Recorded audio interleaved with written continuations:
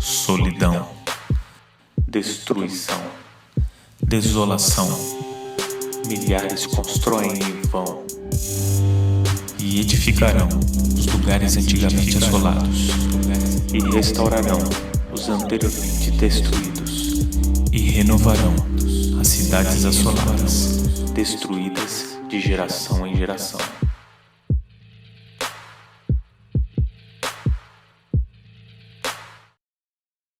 Como já foi anunciado, hoje a gente vai começar mais uma série que tem como tema Família em Obras. Então, durante o mês todo, a gente vai falar sobre família. É um tema super extenso, então a gente tentou selecionar os principais assuntos e distribuir eles durante todo o mês.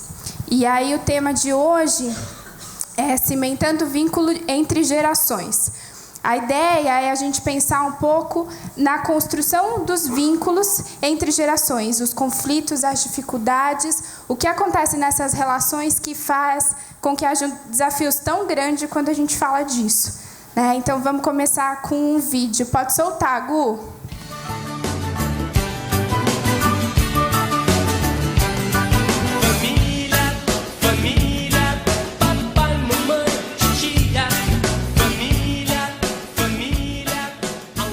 Geração em geração. Mas afinal, o que é isso? Durante muitas décadas se definiu geração como sendo aquela que sucedeu aos seus pais. Portanto, se calculava até a geração como sendo um tempo de 25 anos. A questão é que nos últimos 50 anos nós tivemos uma aceleração do tempo, do modo de fazer as coisas, do jeito de produzir. A tecnologia ela é decisiva para criar marcas de tempo. Jovens. O que significa ser jovem? Esta é uma pergunta que tem uma infinidade de respostas, mas a maioria envolve uma certa palavra: mudança. Mudanças de linguagens, de opiniões, de atitude. Sempre foram os jovens que mudaram o mundo. E ultimamente eles têm mudado muito mais. Começou no século passado com o fenômeno conhecido como Baby Boom. Logo depois do fim da Segunda Guerra Mundial, a taxa de natalidade aumentou em muitos países.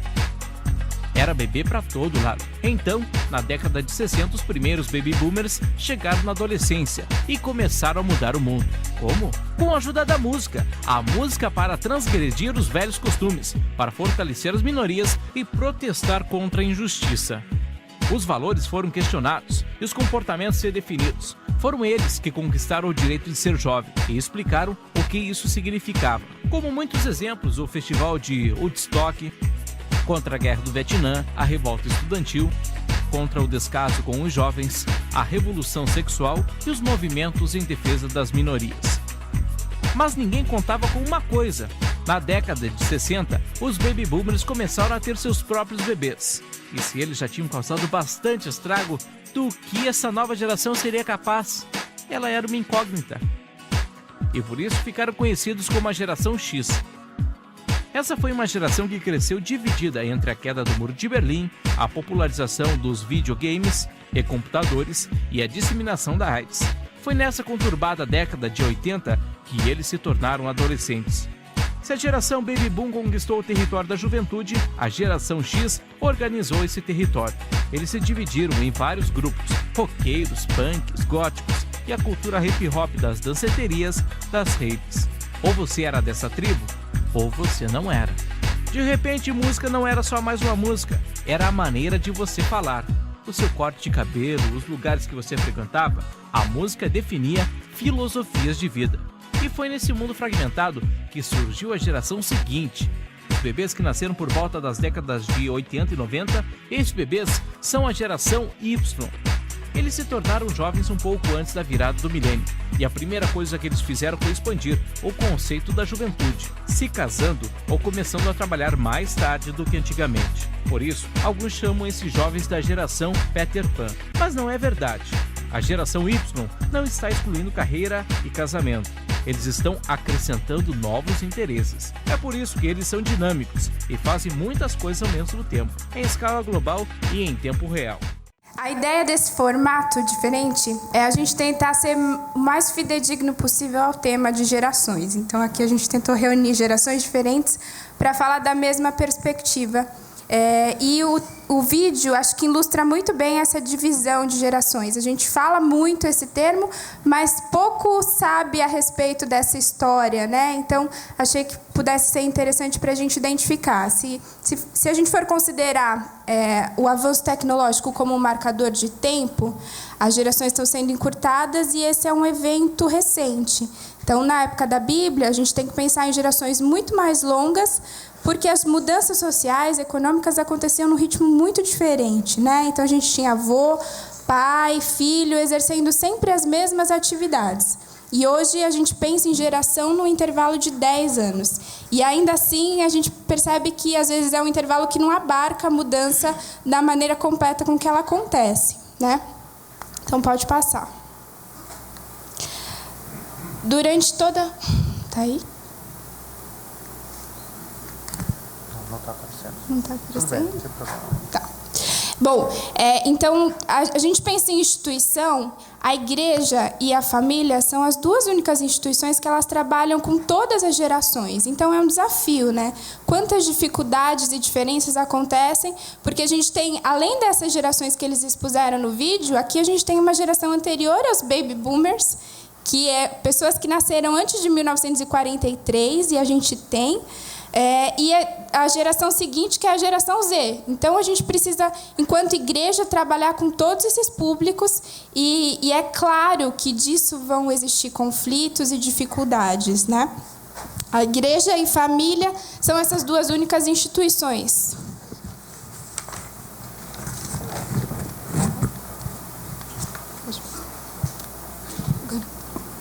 Bom, e para a gente então tentar trazer isso mais próximo da nossa realidade, a gente vai fazer com que vocês comecem a pensar em algumas questões que nós vamos levantar aqui agora, como um quiz.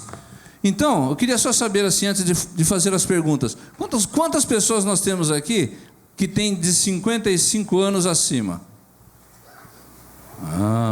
Então essa pergunta é diretamente para vocês. Pensem bem nessas perguntas, porque depois a gente vai discorrer sobre elas. Você que tem 55 anos ou mais, quando uma pessoa, um rapaz ou uma moça de 25 anos, vem, te confronta e te apresenta uma maneira diferente de ver a vida, você manda ele primeiro sair das fraldas, escuta por educação, mas ignora o que ele falou, ouve imparcialmente e considera. Entenderam? Vocês que têm mais de 55. Agora, quem tem aqui até 25 anos? Deixa eu ver. Aí, tem uma boa galera, né? Então agora é para vocês também, porque vocês pensaram que vocês iam ficar fora, né? Então agora é com vocês. Quando um senhor ou uma senhora de 55 anos ou mais te confronta e te apresenta uma maneira diferente de ver a vida, você, que tem até 25 anos, chama-o de velho e diz que hoje as coisas são diferentes, escuta para não criar problemas, mas ignora, ouve com atenção e considera. Pensem, tanto os mais velhos na sua questão, quanto os mais novos, porque aqui nesse ambiente, nós, sem fazer muito esforço, nós podemos ter aqui 5 gerações convivendo. E isso tem os seus graus de dificuldades, e que nós vamos ver daqui para frente.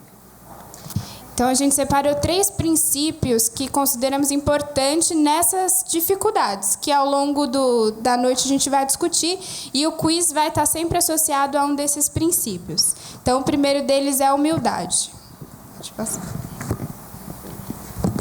Quantos conhecem esse moço? Poucos, menos da metade. Só os de até 25.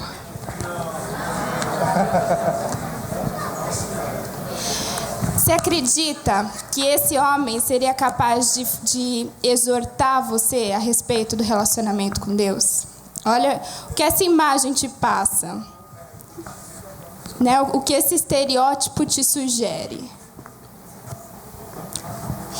Esse homem, ele chama Rodolfo Abrantes. Ele era cantor de uma banda de rock e ele vendeu por alto 3,5 milhões de discos, de CDs. Quem é da geração Y e ouvia a música do mundo sabe quem é. E ele se converteu há alguns anos atrás, saiu das drogas, e hoje ele é ministro de louvor já há algum tempo, e ele é chamado em programas que têm grande repercussão, por exemplo, do Serginho Groisman. Se você quiser, você digita lá e encontra o testemunho dele, e ele fala abertamente a respeito da conversão dele, do abandono das drogas, do ministério que ele tem hoje, que a princípio parece sério. Não estou próxima dele para afirmar, mas ele com seriedade trata tanto na igreja quanto em programas de rede nacional, e abandonou valores que parecem para o mundo bastante interessantes, quanto fama, popularidade, dinheiro, e é um cara que tem pregado o evangelho, com esse estereótipo, com esse perfil aí. Pode passar. E esse, quantos conhecem? Menos da metade também. Você acreditaria que esse senhorzinho pode falar para você a respeito de avivamento? Só os que conhecem, né? Não, mas considerando os que não conhecem, é uma imagem que te passa essa credibilidade? Ou tem um estereótipo de mais tradicional, rígido e vai te encher de regras? Esse senhorzinho com essa aparência humilde escreveu mais de 20 livros. Ele é uma referência em teologia, o nome dele é Russell Shedd. E se você tem uma Bíblia da versão NVI, você tem parte do trabalho dele aí na tua mão, porque ele contribuiu para a tradução dessa Bíblia. Então, o que a gente está querendo dizer é que uma das maiores dificuldades que existem na comunicação entre as gerações é o preconceito.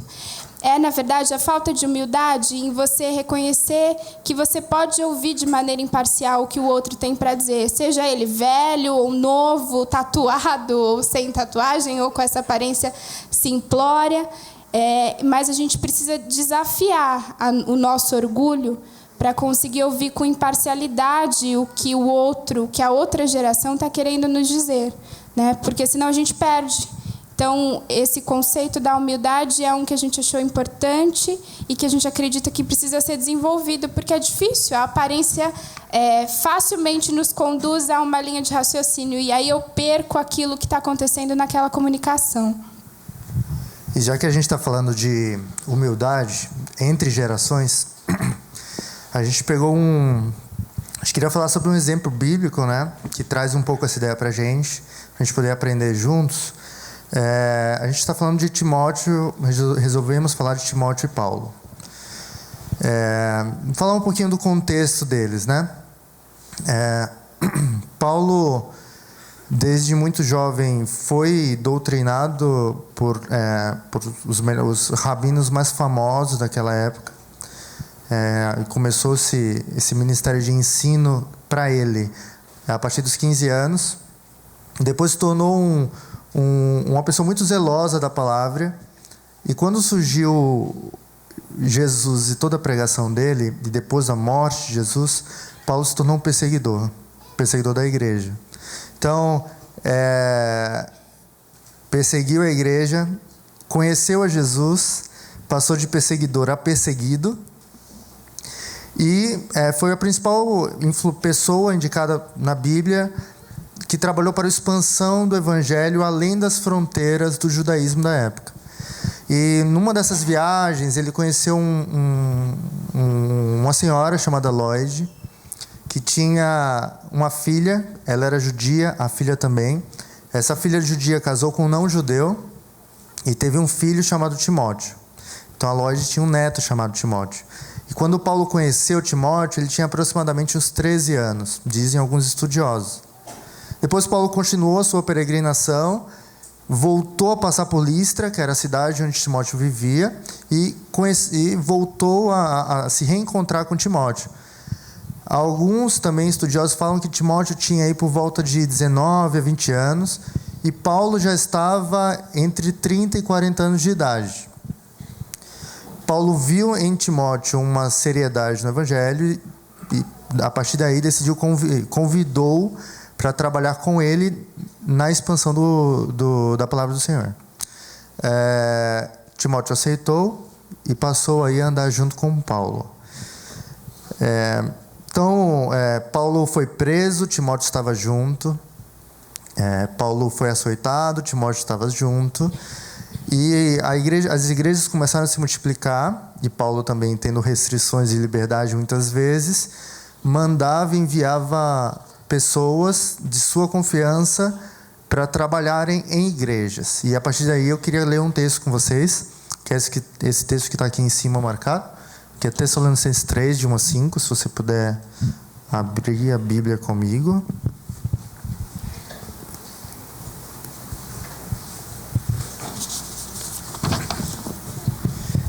Tessalonicenses 3, 1 Tessalonicenses 3, de 1 a 5. Volta um pouquinho, volta em Tessalonicenses 1, 1. Diz assim: Paulo, Silvano ou Silas e Timóteo, a igreja de Tessalonicenses, em Deus Pai e no Senhor Jesus Cristo. A vocês graça e paz da paz de Deus e nosso Senhor Jesus Cristo. Vocês percebem que Timóteo estava junto de Paulo nesse momento, né? Então vamos lá agora para o 3:1. Do ao 5. Por isso, quando não podemos mais suportar, achamos por bem permanecer sozinhos em Atenas. E assim enviamos Timóteo, nosso irmão e cooperador de Deus, no Evangelho de Cristo, para fortalecê-los e dar-lhes ânimo na fé, para que ninguém seja abalado por essas tribulações. Vocês sabem muito bem que fomos designados para isso. Quando estávamos com vocês, já lhe dizíamos que seríamos perseguidos, o que realmente aconteceu, como vocês sabem. Por essa razão, não suportando mais, enviei Timóteo para saber a respeito da fé que vocês têm, a fim de que o tentador não os seduzisse, tornando inútil o nosso esforço. Você percebe que Paulo envia Timóteo. Então, imagina o quanto de heresias estavam sendo pregadas na época, estavam começando a conhecer um pouco sobre Jesus, mas Paulo confia e dá autoridade a Timóteo, um jovem muito mais novo que ele, para falar em nome dele às igrejas. Então há um certo sentimento de humildade em Paulo para dizer: não, você não é um potencial. O jovem não era o Timóteo não era um jovem potencial. Timóteo era um irmão, companheiro em fé, que iria representá-lo. Há muita humildade de Paulo quando se fala nisso. Lembra que Paulo era um profundo conhecedor da Torá, mas ele confia em Timóteo, um jovem, para poder fazer esse trabalho de pregação e de fortalecimento da igreja. Por outro lado, a igreja, depois no texto você pode dar uma olhada um pouco mais, a igreja, a Bíblia fala que a Bíblia mostra a entender que a igreja o reconhece como essa autoridade. Então, na igreja também tinha gente mais velha que Timóteo. Timóteo tinha uns 20 anos, 25. E eles reconheciam em Timóteo essa autoridade. Então, a igreja também tinha uma humildade suficiente para poder reconhecer. Da mesma forma, de maneira muito semelhante, Timóteo, ele era jovem, e por ser jovem também tinha que aprender muita coisa. E Paulo o exortava. Então, vou ler aqui para vocês, ou vamos ler juntos, 2 Timóteo 1, versículo 8. Rapidinho. É uma carta que Paulo escreve para Timóteo, né? 1:8. Diz assim: portanto, Timóteo, não se envergonhe de testemunhar do Senhor, nem de mim que sou prisioneiro dele, mas suporte comigo os meus sofrimentos pelo Evangelho, segundo o poder de Deus. Então, Paulo está exortando Timóteo da maneira mais pura que a palavra exortação significa, né? Não é uma acusação. Ele está encorajando Timóteo a se permanecer fiel, a não ter vergonha de Paulo, apesar de ele estar preso. Então, Timóteo também teve que ser humilde para ouvir de alguém mais velho um conselho, uma exortação.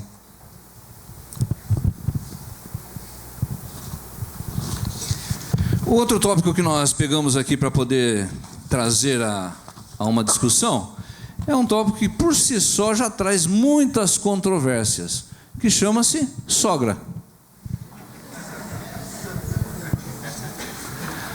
E a pergunta exatamente é essa. Não se sabe, ou não por um motivo específico, mas você escolheria morar com a sua sogra? Primeira alternativa, jamais. Segunda alternativa, Deus me livre e guarde. Terceira alternativa, milésimos de porcentagem aí negativa, depois da ordem de um anjo. E a quarta, para confirmar tudo, todas as alternativas acima. Um tema, como eu disse, bastante controverso. Mas, à luz da palavra de Deus, vamos entender como cimentar as gerações naquilo que se diz respeito à palavra do Senhor. Esse tema ele faz alusão, essa pergunta faz alusão clara a uma passagem bíblica que muitos conhecem, talvez alguns não conheçam, mas é a história de Noemi e Ruth. Para quem não sabe, tem um livro na Bíblia chamado Ruth. É um livro muito pequeno. Quem quiser ler, super rápido, e é bastante esclarecedor em algumas coisas. Também deixa eu contextualizar vocês um pouco. Essa história começa com Noemi. Desculpem. A Noemi, ela era casada, tinha 2 filhos, morava em Judá, parte de uma das tribos de Israel. E naquela época, que era a época dos juízes, quem olhar aí, antes do livro de Noemi, quando tem os livros dos juízes. Na época dos juízes, naquele tempo teve fome na terra. O que fez Noemi e seu marido decidiram se mudar de lá para um lugar onde tivesse mais abundância de comida. Então eles mudaram para uma cidade chamada Moabe. Ela, seu marido, seus 2 filhos. Depois de um tempo que eles estavam nessa cidade, o marido de Noemi morreu, ficando Noemi e seus filhos. Também com o passar do tempo, os filhos de Noemi se casaram com moabitas e morreram. Passaram 10 anos juntos, Noemi, seus filhos e suas noras, e os filhos morreram. Quando os filhos morreram, Noemi decidiu então retornar a Israel, a terra onde ela havia sido criada. Então ela falou para suas noras: voltem para casa dos seus pais, para sua terra, que eu vou voltar para a minha. A primeira nora, que se chamava Orfa, decidiu voltar. A segunda foi Ruth. E o que Ruth disse, tem um texto aqui que eu queria ler junto com vocês. Ruth disse: não insistas comigo que te deixe, e não mais a acompanhe. Aonde fores, irei, onde ficares, ficarei. O teu povo será o meu povo, e o teu Deus será o meu Deus. Onde morreres, morrerei, e ali serei sepultada. Você percebe muita cumplicidade entre Ruth e Noemi. A pergunta, na verdade, primeiro que Noemi deveria ser uma sogra muito boa. Obrigado. Ruth também deveria ser uma nora muito boa, para que as duas tivessem tanto amor e tanto carinho. Mas tem uma pergunta que a gente pode se fazer, que é assim: o que motivou Ruth a querer viver o resto da sua vida junto com sua sogra, numa outra terra, longe dos seus amigos, longe dos seus pais, dos seus familiares? A gente entendeu que Ruth tinha 2 coisas por Noemi. A primeira é amor, a segunda é um sentimento de pertencimento. Com relação ao sentimento de pertencimento, o que eu quero dizer é: Ruth sentia que pertencia à família de Noemi e sentia que Noemi também pertencia à sua. Era uma coisa só, era uma unidade. Esse sentimento de pertencimento fez com que Ruth decidisse por viver junto com Noemi. E tem uma coisa interessante nisso, que não é só uma questão de geracional, né? Elas não eram só de idades diferentes. Noemi foi criada segundo os preceitos de Israel, com o único Deus, com a cultura israelita, com a educação israelita. E Ruth não. Ruth era moabita. Então Ruth cresceu com outros deuses, com outros costumes, com outra cultura, que mostram a diferença aí, não só geracional, mas de cultura mesmo, que traz bastante problema. E uma situação hoje que a gente vive, né, a grande maioria dos casais, por exemplo, vivem, é quando resolvem se casar, cada um trazendo as suas próprias referências de família, de casa, de criação de filhos, de convívio, enfrentando isso juntos. Vale lembrar que Ruth está na genealogia de Jesus, né? Então, essa diferença nos traz alusão a casal e que nos traz alusão à nossa própria vivência. Eu queria que a Natália falasse um pouco da nossa história, um pouquinho aí para vocês. Esse slide ficou bizarro, né? Bom, eu entendo que o maior desafio, a hora que a gente fala de aceitação e de convivência com diferenças, é o casamento. Não é à toa que eu sou de uma geração que decidiu por falir o casamento ao invés de reconhecer a impotência dela diante dessa instituição. Então, acredito que tenham questões que no relacionamento elas são atenuadas, mas são diferenças que gritam a hora em que você entra numa convivência mais íntima e nesse desafio de rotina e de dia a dia. Então, para quem não sabe, o Wagner ele é de Natal, a família toda dele é nordestina, eles são descendentes de portugueses e vivem muito essa cultura expansiva, acolhedora, liberal. Eles têm isso na realidade deles. E já a minha família é do Sul. Eu tenho uma questão bastante forte de refúgio de guerra. Meu avô veio refugiado, meus bisavós vieram refugiados. Então, é uma família muito mais rígida, muito mais exigente. É acolhedora do jeito dela, mas é bem diferente do que o Wagner me traz. E aí, essas eram diferenças que a gente ia lidando e que pareciam, assim, um ruído, né? E na hora que você casa, isso se torna um desafio tão grande que, se você não tem sabedoria para manejar, você cinde. De fato, o casal não suporta essa convivência. E isso, quer dizer, a gente sendo da mesma igreja, acreditando no mesmo Deus, tendo propósitos de vida semelhantes, não isentou que essas diferenças fossem um desafio para a nossa relação. E aí, assim, com isso, a gente concluiu que tentativas de padronização dentro do nosso relacionamento eram frustradas. Então, eu precisava aceitar e entender que ele era ele, com esse jeito que gesticula, que abraça, que é simpático, que fala com todo mundo, e que eu era diferente. Então, nem eu precisaria me adequar e ser artificial tentando me aproximar do que ele era, e o inverso também não. E hoje existe um movimento muito forte de igrejas de segmentação, de segregação, igreja para velhos, igrejas para jovens, igrejas para homossexuais. Isso tá entrando num movimento da igreja contemporânea. E aí é muito complicado, porque eu tenho uma sensação que vende a ideia ilusória de que a gente tendo uma característica parecida, a gente não vai precisar lidar com a diferença. E a diferença, ela faz parte. O normal é ser diferente. A gente precisa, antes de tentar conviver, aceitar isso. Porque senão essa convivência se torna impossível. E principalmente falando de gerações, mais ainda, né? Porque aquele que nasceu há muito mais tempo que eu, construiu hábitos e teve tempo para a manutenção desses hábitos há muito mais longo que o meu. Eu necessariamente vou pensar diferente, e não significa que eu precise desabonar ele da maneira com que ele pensa, e sim agregar isso à minha forma de pensar.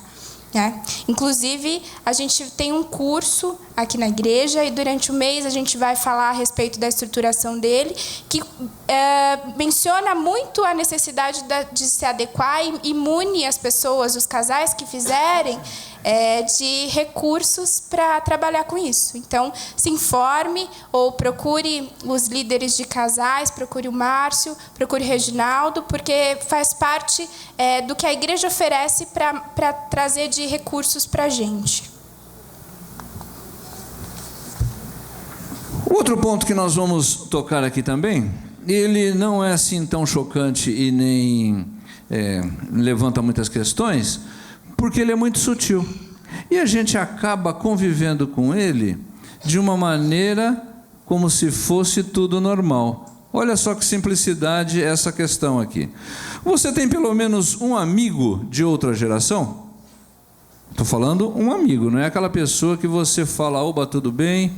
Ou então, bom dia, boa tarde. Não, um amigo, aquele que você gasta um tempo, conversa bastante, pode até sair ou não, mas assim, um amigo de outra geração? Geralmente, a gente está dentro da mesma, né? Proximosidades. Mas é uma questão bem interessante que a gente vai tratar aqui. Sim. Agora as questões. Sim. Contanto que eles queiram aprender comigo.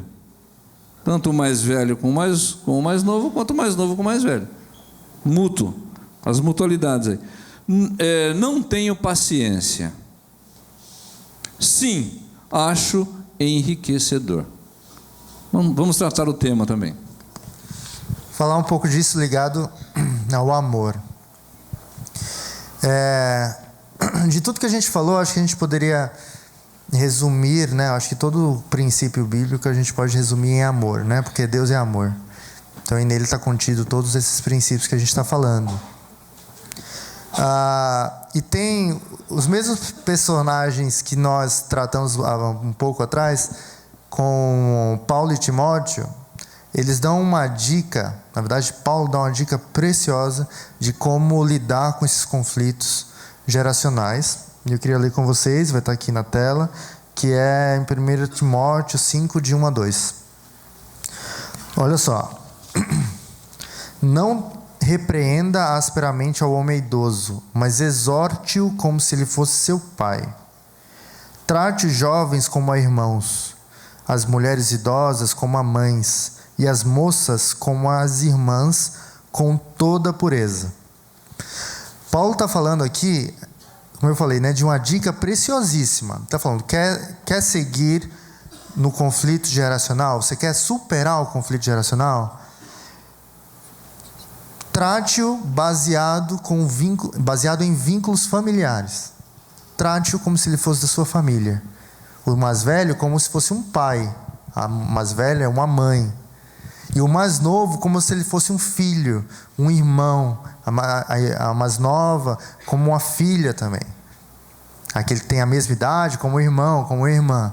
Então isso aqui é muito importante, porque se a gente nutre amor pelo outro, como se o outro fosse a nossa própria família, isso nos dá força para superar os conflitos existentes na nossa geração.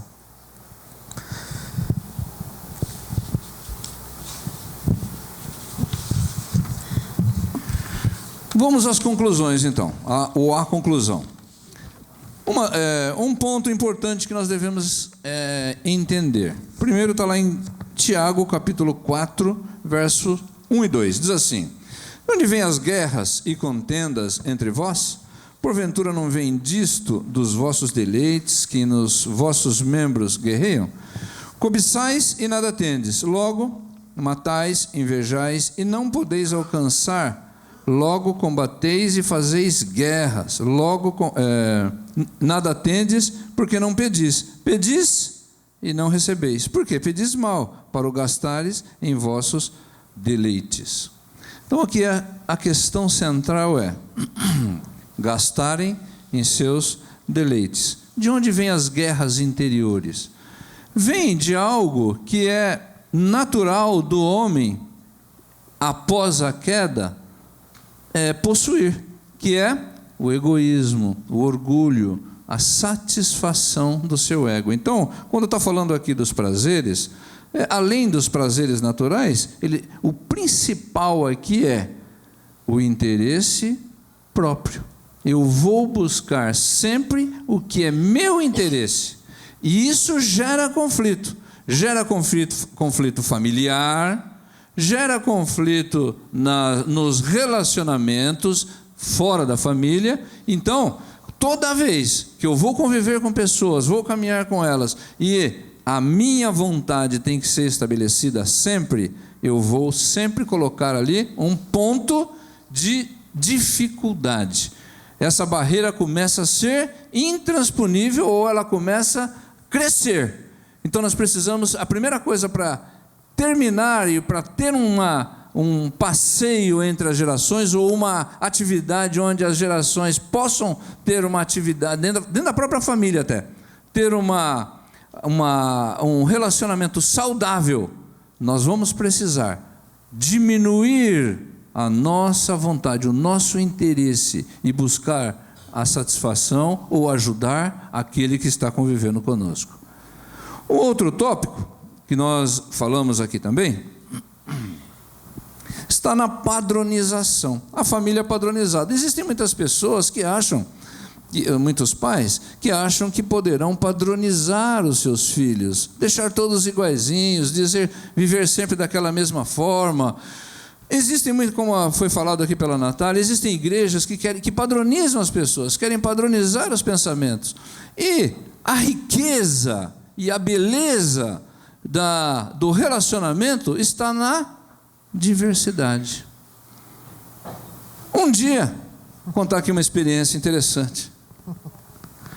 Um dia eu estava conversando com o Wagner, a gente sempre conversava. E ele estava meio triste, meio cabisbaixo, e eu perguntei: Wagner, o que está acontecendo? Ele falou assim: olha, pastor, eu acho que o meu namoro não vai dar certo. Por quê? Nós somos tão diferentes. Falei: nossa, que legal. Ele arregalou o olho e falou assim: legal? É, rapaz, o seu casamento vai ser muito abençoado, porque maneiras de pensar diferentes enriquece o relacionamento. E hoje nós estamos aqui tendo a oportunidade de pregar juntos, de trazer experiências juntos, exatamente porque são diferentes. Quando a gente quer padronizar, nós estamos tolhendo, nós estamos punindo as pessoas e impedindo de que elas possam crescer nas suas potencialidades. Agora, viver na padronização é mais fácil, não tem dúvida. Mas a diversidade não só deve ser respeitada, como também devemos aprender a conviver com ela. Ela vai dar sempre mais trabalho, mas o resultado final será sempre melhor.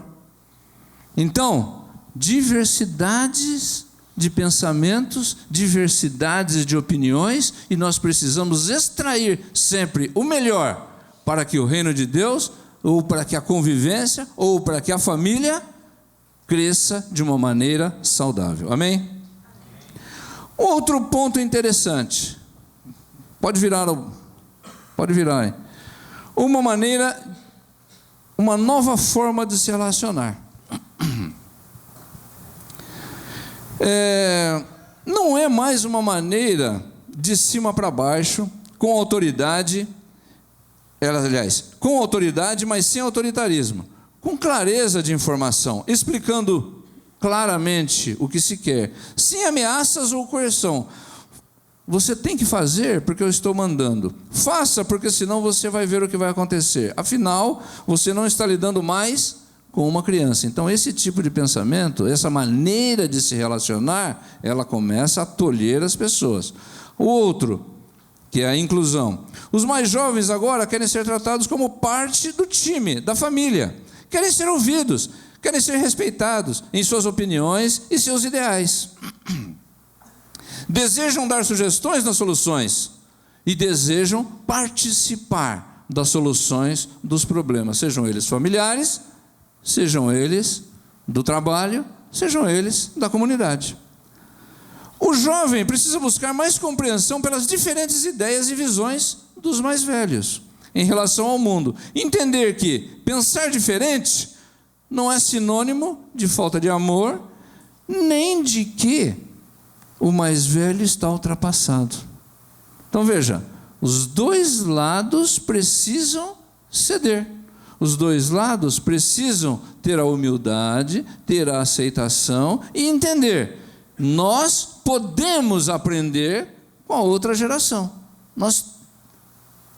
Sempre tem algo que nós podemos aprender, seja ela mais velha, seja ela mais nova. Outro é o reconhecimento. Elogiar quando o outro faz algo positivo. Reconhecer o que se fez de bom. E não só apontar as falhas. Mostrar alternativas para melhorar a ideia. É preciso preparar uma geração de homens e mulheres que sejam adultos, maduros e responsáveis. E também aos mais velhos que sejam flexíveis e que valorizem os mais jovens. As palavras do apóstolo Paulo, proferidas há tantos anos, é um desafio para os nossos tempos. Quando eu era menino, falava como menino, pensava como menino, raciocinava como menino. Quando me tornei homem, deixei para trás as coisas de menino. E o ponto alto da fala de Paulo é 1 Coríntios capítulo 13, que ele vai estar falando do amor. O amor, as gerações, as famílias, as convivências, elas só serão enriquecedoras e saudáveis se houver o amor em nossos corações. Se não houver amor, vai haver rixas, disputas, interesses pessoais, e isso vai trazer sempre algo que vai truncar o relacionamento. Então, para que nós tenhamos uma família saudável, é importante a humildade. Em todas as gerações há algo a ser aprendido. A aceitação, as diferenças podem trazer potencialização positivas no convívio. E em terceiro lugar, o amor. O amor vai permanecer de geração a geração. Amém?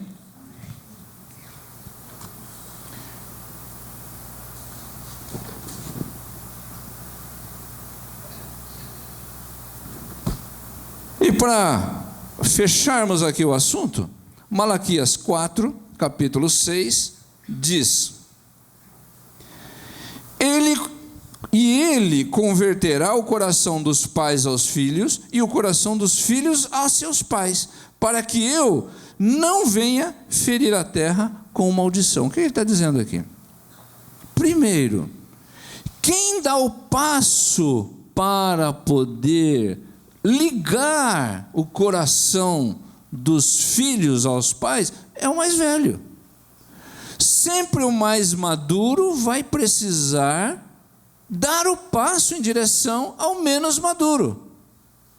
E é exatamente o que a Bíblia está dizendo aqui: eu converterei o coração dos pais aos filhos. Então, pais, muitas vezes nós nos colocamos de uma maneira travada, né? Olha, é do jeito que eu quero, é assim, tá bom? E trava. Mas nós precisamos dar esse passo para podermos buscar e trazer o coração do filho mais perto. Tanto em falando de casamento, também o coração da esposa ou do marido. Nós precisamos dar esse passo para trazer o coração mais perto. E aí, com os corações ligados, nós permitimos que o Espírito Santo venha e possa transformar a situação. Somente quando nós abrimos o coração, e o coração, irmãos, quando nós tocamos o coração do próximo, Deus interfere e faz o que Ele tem que fazer. O relacionamento, ele não pode ser um relacionamento só mental, só de inteligência. O relacionamento, ele tem que ter coração.